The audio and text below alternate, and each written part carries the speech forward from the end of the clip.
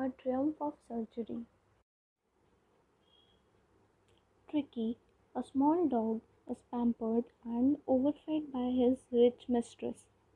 He falls seriously ill and his mistress consults a veterinary surgeon. Does he perform an operation? Does the dog recover?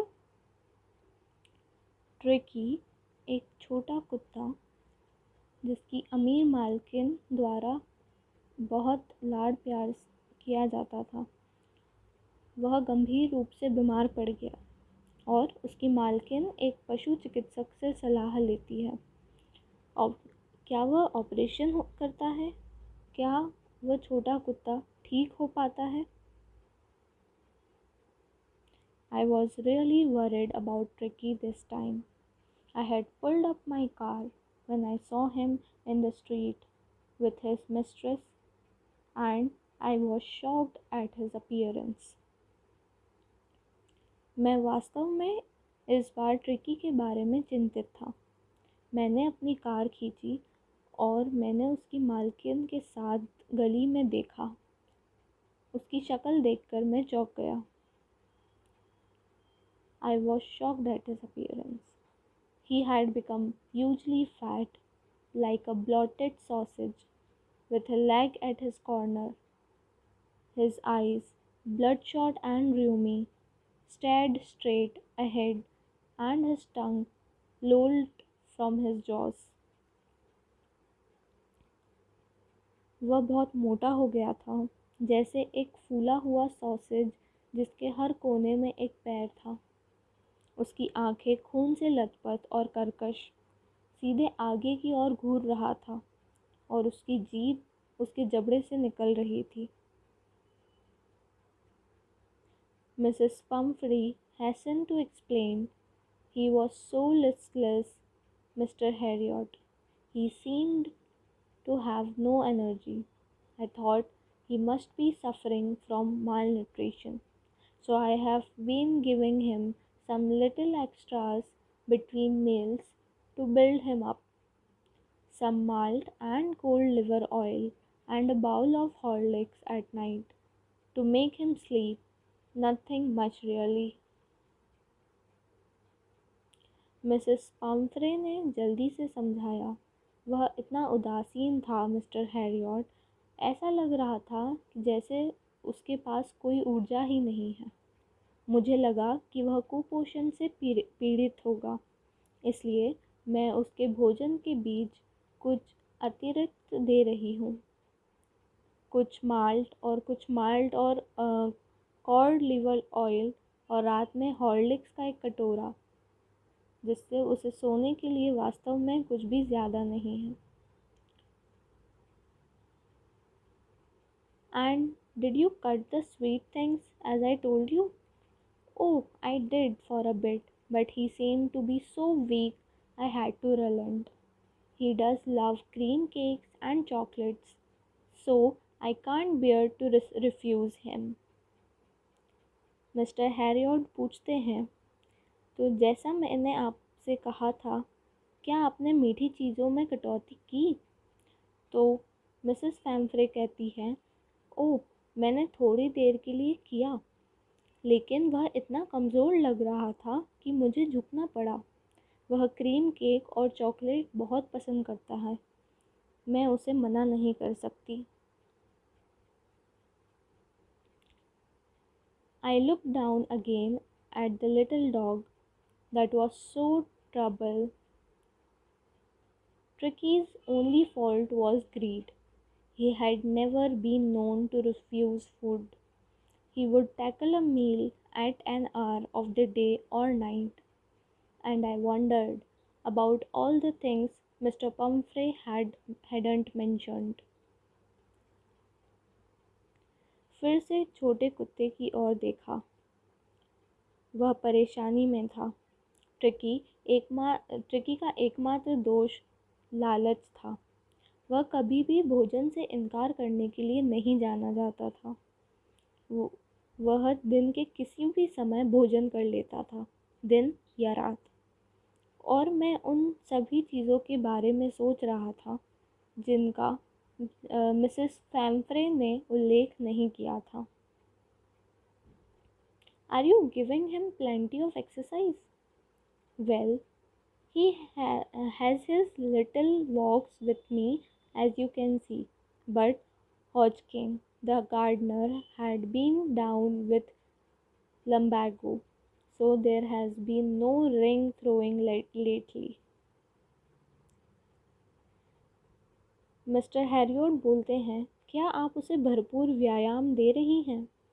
Mrs फैम्फ्री बोलते हैं, ठीक है, जैसा कि आप देख सकते हैं मेरे साथ उसकी छोटी छोटी सैर होती है, लेकिन हॉस्किन माली लुम्बिगो के साथ नीचे रहा है, इसलिए हाल ही में कोई रिंग फेक नहीं हुआ है। I tried to sound serve. Now I really mean this. If you don't cut his food right down and give him more exercise, he is going to be really ill. You must harden your heart and keep him on a very strict diet. मैंने गंभीर रूप से आवाज़ करने की कोशिश की। अब मेरा वास्तव में यही मतलब है, यदि आप उसके भोजन में कटौती नहीं करते हैं और उसे अधिक व्यायाम देते हैं, तो वह वास्तव में बीमार होने वाला है। आपको आपके दिल को सख्त करना चाहिए और उसे बहुत सख्त आहार देना चाहिए। Mrs पैम्फ्रे wrung her hands. Oh, I will, Mr. Harriot. I am sure you are right, but it is so difficult, so very difficult. She set off, head down, along the road, as if determined to put the new regime into practice immediately. Mrs Pomfrey ने अपना हाथ फेर लिया। ओ, मैं करूँगी, mister Harriet. मुझे यकीन है आप सही कह रहे हैं, लेकिन यह इतना कठिन है, इतना कठिन है। वह चल पड़ी, सिर नीचे, सड़क के किनारे, मानो नए शासन को स्थापित करने के लिए निर्धारित किया गया हो। तुरंत अभ्यास करें। I watched his progress with growing concern. Tricky was tottering along in his little tweed coat. He had a whole wardrobe of these coats, for the cold weather and a raincoat for the wet days. He struggled on, roping in his harness. I thought it wouldn't be long before I heard from Mrs. Femfrey. मैंने उसकी प्रगति को बढ़ती चिंता के साथ देखा। Tricky अपने छोटे से ट्वीड कोट में लड़खड़ा रहा था। उसके पास इन कोटों की पूरी अलमारी थी, ठंड के मौसम के लिए और गीले दिनों के लिए रेनकोट। वह अपने हार्नेस से गिरते हुए संघर्ष करता रहा। मैंने सोचा था कि मेरे सुनने में ज़्यादा समय नहीं लगेगा श्रीमती पैम्फ्रे से। The expected call came within a few days. Mrs. Pamphre was distraught.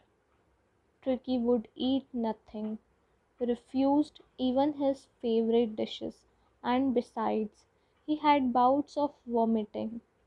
He spent all his time lying on rug, painting.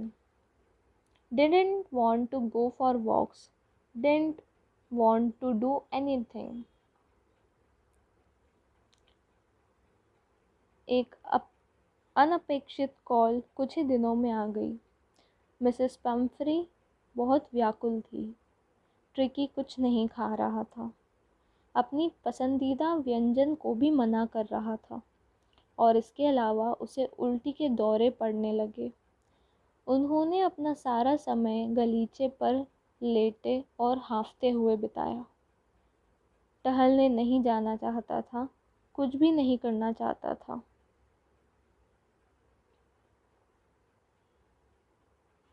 I had made my plans in advance.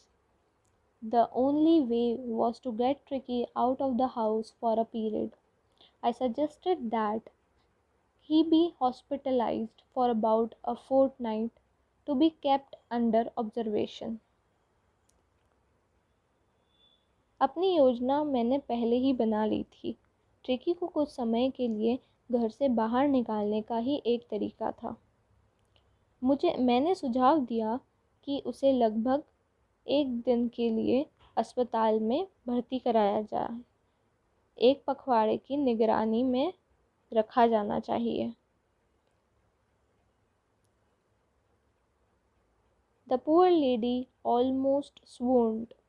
She was sure he would pine and die if he did not see her every day. But I took a firm line. Tricky was very ill, and this was the only way to save him.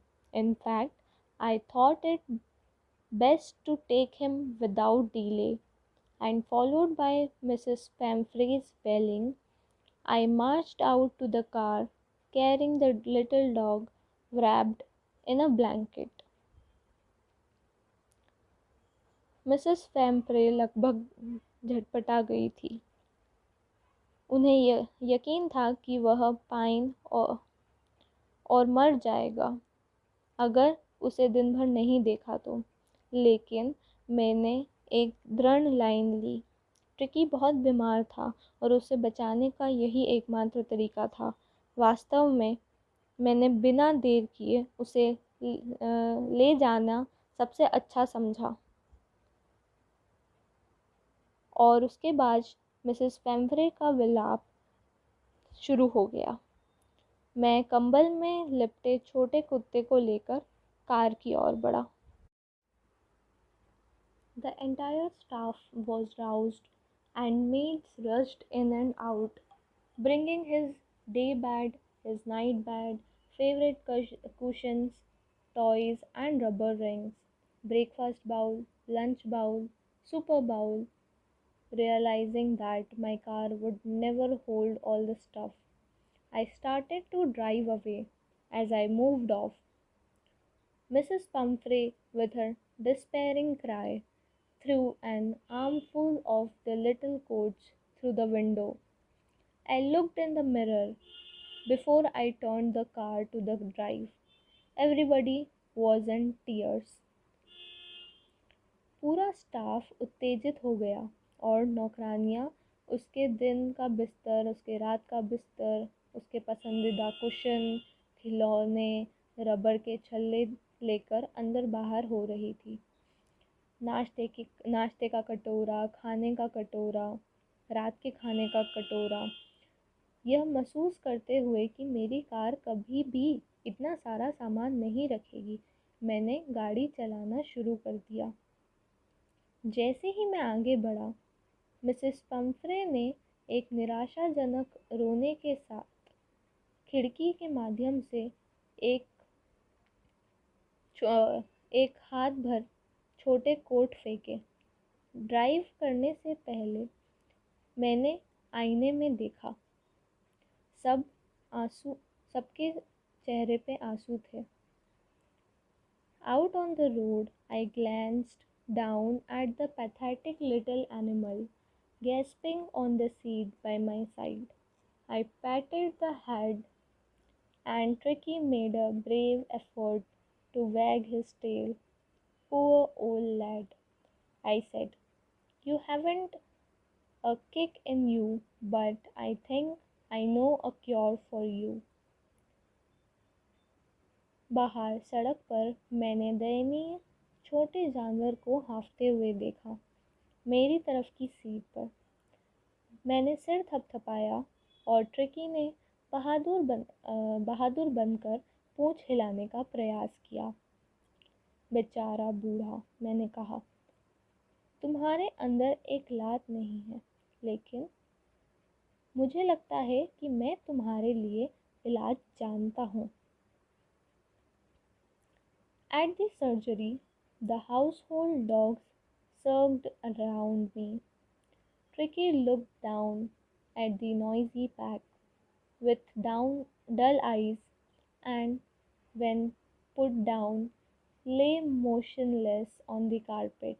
The other dogs, after sniffing round him for a few seconds, decided he was an uninteresting object and ignored him. Surgery के वक्त घर के कुत्ते मेरे चारों ओर दौड़ पड़े। Tricky ने नीरस आंखों से शोरगुल वाले पैक को देखा और जब नीचे रखा तो कालीन पर निश्चल लेट गया। कुछ सेकंड के लिए उसे घेरने के दूसरे कुत्तों ने उसे घेरने के बाद उसे एक बिना दिलचस्प वाली वस्तु समझकर अनदेखा कर दिया। I made up a bed for him in a warm, loose box next to the one where the other dogs slept. For 2 days I kept an eye on him, giving him no food but plenty of water. At the end of the second day, he started to show some interest in his surroundings, and on the third, he began to whimper him when he heard the dogs in the yard. मैंने उसके लिए एक गर्म ढीले डब्बे में एक बिस्तर बनाया जहाँ दूसरे कुत्ते सोते थे। 2 दिन तक मैं उस पर नज़र रखता रहा और उसे भोजन नहीं पर बहुत सारा पानी देता रहा। दूसरे दिन के अंत में वह अपने परिवेश में कुछ दिलचस्पी दिखाने लगा और तीसरे दिन जब उसने यार्ड में कुत्तों को सुना तो वह फुसफुसाने लगा। When I opened the door, Tricky trotted out and was immediately engulfed by Joe, the greyhound, and his friends. After rolling him over and thoroughly inspecting him, the dogs moved off down the garden. Tricky followed them, rolling slightly with his surplus fat. जब मैंने दरवाज़ा खोला, tricky बाहर निकलकर ground में जाने लगा और वहाँ उसके दोस्तों ने उसे घेर लिया। उसे पलटने के बाद और उसका निरीक्षण करने के बाद कुत्ते बगीचे से नीचे चले गए। ट्रिकी ने उनका पीछा किया और अपनी अतिरिक्त चर्बी के साथ लुढ़कते हुए आगे बढ़ा। Later that day, I was present at feeding time. I watched while Tristan sloped the food into the bowls. There was the usual headlong rush, followed by the sound of high-speed eating. Every dog knew that if he fell behind the others, he was liable to have some competition for the last part of his meal. उस दिन बाद मैं भोजन के समय वहाँ उपस्थित था। मैंने देखा जब ट्रिस्टन ने भोजन को कटोरे में गिरा दिया। तेज़ गति से खाने की आवाज़ों के बाद सामान्य रूप से सिर के बल दौड़ता था। हर कुत्ता जानता था कि अगर वह दूसरे से पीछे रह जाता तो उसे अपने भोजन के अंतिम भाग के लिए कुछ प्रतिस्पर्धा का सामना करना पड़ता था। When they had finished, Tricky took a walk round the shining bowls, licking casually inside one or two of them. Next day, an extra bowl was put out for him, and I was pleased to see him jostling his way towards it. उनमें से एक या दो के अंदर लापरवाही से चाटना। अगले दिन उसके लिए एक अतिरिक्त बाउल रखा गया और मैंने उसे अपनी ओर बढ़ते हुए देखा। वह बहुत प्रसन्न था और उसकी प्रगति तेज़ी से हो रही थी। उसके पास किसी भी प्रकार का कोई औषधीय उपचार नहीं था, लेकिन वह पूरे दिन कुत्तों के साथ घूमता रहा। From then on, his progress was rapid. He had no medical treatment of any kind, but all day he ran about with the dogs, joining in their friendly scrimmages. He discovered the joys of being bowled over, tramped on, and squashed every few minutes. He became an accepted member of the gang, an unlikely, silky little object among the shaggy crew, fighting like a tiger for his share at meal times and hunting rats in the old hen house at night. He had never had such a time in his life. उसकी प्रगति बहुत तेज़ी से हो रही थी। उसे कोई भी औषधीय उपचार नहीं दिया गया था, लेकिन फिर भी वह पूरे दिन कुत्तों के साथ घूमता रहा, उसके मित्रवत व्यवहार में शामिल हुआ। उन्होंने हर कुछ मिनटों में बोल्ड होने, रोंदने और कुचलने की खुशियों की खोज की। वह अपने गिरोह का एक माननीय सदस्य बन गया था। जबरा चालक दल के बीच एक असंभव रेशमी छोटी वस्तु, भोजन के समय अपने हिस्से के लिए बाघ की तरह लड़ना और रात में पुराने मुर्गे घर में चूहों का शिकार करना, ऐसा समय उसने जीवन में कभी भी नहीं देखा था। All the while, Mrs. Pamphray hovered anxiously in the background, ringing a dozen times a day for the latest bulletins. I dodged the questions about whether his cushions were being turned regularly or his correct coat worn according to the weather, but I was able to tell her that the little fellow was out of danger and convalescing rapidly. पूरे समय Mrs पैम्फ्रे पृष्ठभूमि में उत्सुकता से मंडराती रही, नवीनतम बुलेटिनों के लिए दिन में दर्जन बार फ़ोन करती थी। मैंने इस सवाल को टाल दिया कि क्या उसके तकियों को नियमित रूप से घुमाया जा रहा था, बदला जा रहा था, या उसका सही कोट पहनाया जा रहा था मौसम के अनुसार, या उसका ध्यान रखा जा रहा था। लेकिन मैं उन्हें यह बताने में सक्षम था कि छोटा साथी खतरे से बाहर है और तेज़ी से स्वस्थ हो रहा है। The word convalescing seemed to do something to Mrs. Pamphray. She started to bring round fresh eggs, 2 dozen at a time, to build up Tricky's strength. For a happy period, my partners and I had 2 eggs each for breakfast, but when the bottles of wine began to arrive, the real possibilities of the situation began to dawn on the household. कन्वालेसिंग शब्द Mrs पैम्फ्रे को कुछ करने के लिए लग रहा था। Tricky की ताकत बढ़ाने के लिए उन्होंने एक बार में 2 दर्जन गोल ताज़े अंडे लाना शुरू कर दिए।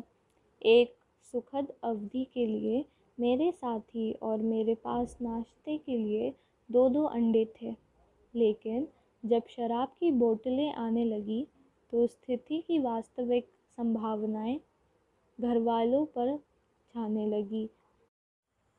It was to enrich Tricky's blood. Lunch became a ceremonial occasion with 2 glasses of wine before and several during the meal. We could hardly believe it when the brandy came to put a final edge on Tricky's constitution. For a few nights, the fine spirit was rolled around, inhaled, and reverently drunk. Tricky के खून को बढ़ाने के लिए दोपहर के भोजन को एक औपचारिक अवसर बना दिया गया, जिसमें भोजन से पहले 2 गिलास शराब और भोजन के दौरान कई गिलास शामिल थे। जब ब्रांडी ट्रिकी के संविधान पर अंतिम बढ़त देने के लिए आई तो हमें शायद ही इस पर विश्वास हुआ हो। कुछ रातों के लिए उत्तम आत्मा लुढ़क गई, चारों ओर श्वास और श्रद्धा के नशे में। They were days of deep content, starting well with the extra egg in the morning, improved and sustained by the midday wine, and finishing luxuriously round the fire with the brandy. वे गहरे सामग्री के दिन थे।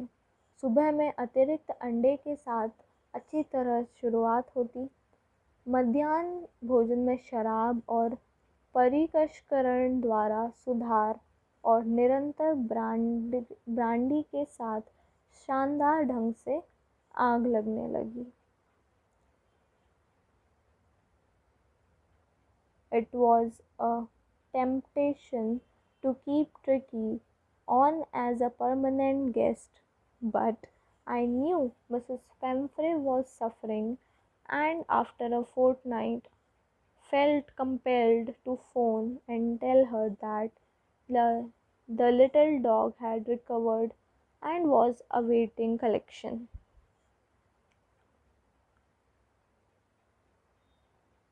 Tricky को एक स्थायी अतिथि के रूप में रखने का प्रलोभन था, लेकिन मुझे पता था कि मिसेस पेम्फ्रे पीड़ित थी और वह एक पखवाड़े के बाद फ़ोन करने के लिए मजबूर महसूस किए और उन्हें बताया कि छोटा कुत्ता ठीक हो गया है और संग्रह की प्रतीक्षा कर रहा है। Within minutes, about 30 feet of gleaming black metal drew up outside the surgery. The chauffeur opened the door, and I could just make out the figure of Mrs. Pamphray, almost lost in the interior. Her hands were tightly clasped in front of her. Her lips trembled. "Oh, Mr. Harriot, do tell me the truth. Is he really better?" कुछ ही मिनटों में surgery के बाहर लगभग 30 feet चमचमाती काली धातु निकल आई।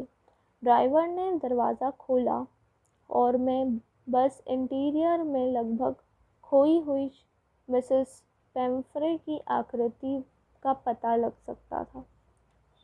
उनके सामने उनके हाथ कसकर जकड़े हुए थे, उनके होंठ कांप रहे थे। वे बोली, "ओ मिस्टर हैरियट, मुझे सच सच बताइए, क्या ट्रिकी वाकई ठीक है?" Then Mr. Harriot said, "Yes, he's fine. There is no need for you to get out of the car. I'll go and fetch him." Mister Harriet ने कहा कि हाँ, वह वाकई बिल्कुल ठीक है।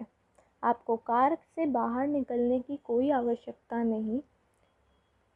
आप बैठो, मैं उसे लेकर आता हूँ। I walked through the house into the garden. A mass of dogs was hurtling round and round the lawn. In their midst, ears flapping, tail waving, was the little golden figure of Tricky. In 2 weeks he had been transformed into a lithe, hard-muscled animal. He was keeping up well with the pack, stretching out in great bounds, his chest almost brushing the ground. मैं घर के माध्यम से बगीचे में पहुंचा। कुत्तों का एक समूह लॉन के चारों ओर चक्कर लगा रहा था और उनके बीच में कान फड़फड़ा रहे थे। पूंछ लहराते हुए ट्रिकी की छोटी सुनहरी आकृति थी। 2 सप्ताह में वह एक जले हुए कठोर मसल वाले जानवर में बदल गया था। वह पैक के साथ अच्छी तरह से रख रहा था, बड़ी सीमा में फैला हुआ था। उसकी छाती लगभग जमीन को छू रही थी। I carried him back along the passage to the front of the house. The chauffeur was still holding the car door open, and when Tricky saw his mistress, he took off from my arms in a tremendous leap and sailed into Mrs. Penfrey's lap. She gave a startled "oh" and then had to defend herself as he swarmed over her, licking her face and barking. मैं उसे वापस घर के सामने के रास्ते से ले गया।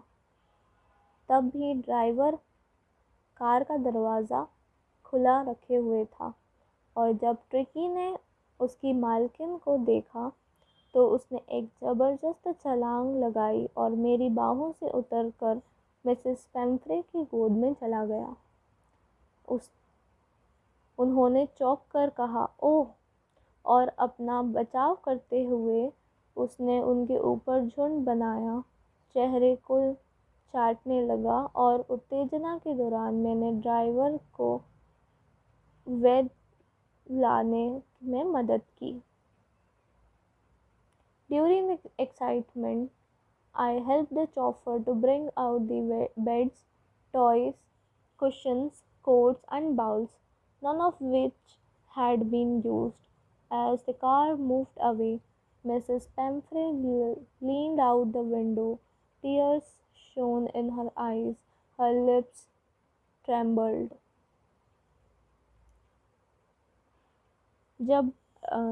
जब ट्रिकी उसकी मालकिन के साथ मस्ती कर रहा था, जब ड्राइवर ने मिस्टर हैरियट की मदद की उसके खिलौने, कुशन, कोट और कटोरे लाने में, जिनमें से किसी का भी उपयोग नहीं किया गया था। जैसे ही गाड़ी आगे बढ़ी, मिसेस पेम्फ्रे खिड़की से बाहर झुकी। उनकी आंखों में आंसू चमक उठे और होठ कांपने लगे। She said, "Oh, Mr. Harriot, how can I ever thank you? This is a triumph of surgery." Mrs Harriet ने कहा, वे रो कर बोलती है कि "ओ मिस्टर हैरियट, मैं आपको कभी भी धन्यवाद नहीं कर सकती हूँ। मैं कैसे आपको धन्यवाद करूँ? यह एक सर्जरी की जीत है।" James Harriet. Glossary. Sausage. Finely minced meat stuffed into long cylindrical cases and divided into small lengths by twisting or typing. Sausage. एक बारीक कीमा बनाया हुआ मांस लंबे बेलनाकार मामले में भरा हुआ और घुमा या बांधकर छोटी लंबाई में विभाजित किया गया। Rumi, a watery discharge from a mucous membrane, especially of the nose or eyes. Rumi एक विशेष रूप से नाक या आँखों की श्लेष्मा झिल्ली से पानी जैसा बहा हुआ। Listless, lacking energy and enthusiasm.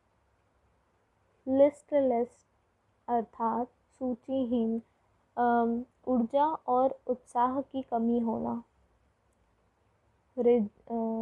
lumbago, muscular pain in the lower part of the back. lumbago, पीठ के निचले हिस्से में मांसपेशियों में दर्द होना।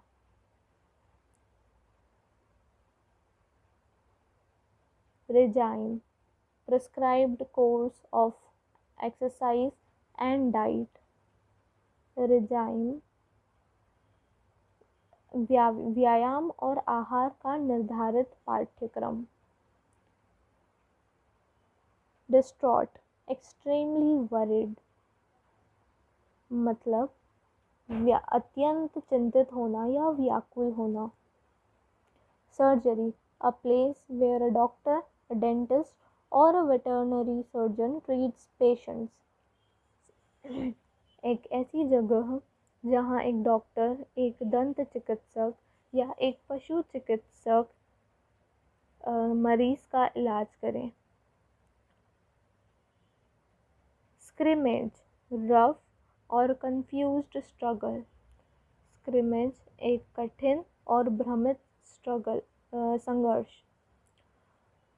कन्वेस्कलिंग, रिकवरिंग फ्रॉम एन इलनेस, अर्थात किसी बीमारी से उभरना।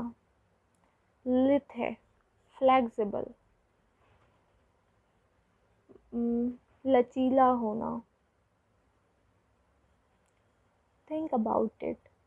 What kind of person do you think the narrator, a veterinary surgeon, is? Would you say he is tactful as well as full of common sense? आप किस तरह के व्यक्ति को कथावाचक, एक पशु चिकित्सक मानते हैं? क्या आप कहेंगे कि वह चतुर होने के साथ साथ सामान्य ज्ञान से भरा हुआ है? दूसरा प्रश्न, Do you think Tricky was happy to go home? What do you think will happen now? आपको क्या लगता है कि ट्रिकी घर जाकर खुश था? और आपको क्या लगता है अब क्या होगा? Do you think this is a real life episode or mere fiction? Or is it a mixture of both? आपको क्या लगता है, यह वास्तविक जीवन का एपिसोड है या मात्र काल्पनिक है, यह या फिर दोनों का मिश्रण है?